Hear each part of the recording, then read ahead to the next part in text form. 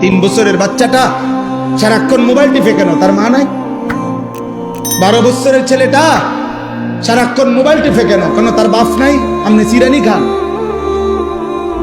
আপনি গাছটি কাটেন, কার জন্য আপনি রোজগার করেন? এত টাকা, এত ঘাম, এত পয়সা আপনি রোজগার করছেন ওর জন্য? কার জন্য বিল্ডিং করলেন? ও তো এক ওয়াক্ত নামাজ পড়ে না। এই দুশ্মন আমনের জন্য কি উপকারে আসবে?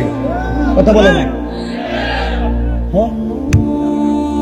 ওই বাপ, আমনে যে আজকে 60 বছর হয়ে গেল, আমনে যে আজকে 30টা বছর ধরে এই বাজারে মাথার ঘাম পায়ে ফেলাইয়া একটা একটা টাকা রোজগার করেন, ব্যবসা করেন, আপনার স্ত্রীও বেপর্দা, আপনার ছেলেও নামাজ পড়ে না, আপনার মেয়েও পর্দা করে না, আপনি এনে বাজারে ঘাম ঝরে আর তারা বইয়া বইয়া টেলিভিশনে ঘরে সোফাত বইয়া তারা নর্তকীর নাচ দেখে, নাটক দেখে, সিনেমা দেখে।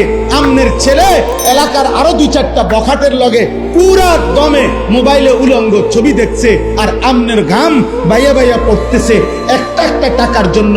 এই দুশ্মন যারা, আল্লাহর দুশ্মন, নবীর দুশ্মন, ইমান ইসলামের দুশ্মন, যাদের ওযু নাই, সেজদা নাই, নামাজ নাই, দিন নাই, শরীয়ত নাই, এদের জন্য যে আপনি এত কষ্ট করলেন, এরা আপনার দুনিয়ার কি কাজে আসবে, আখিরাতের কি কাজে আসবে?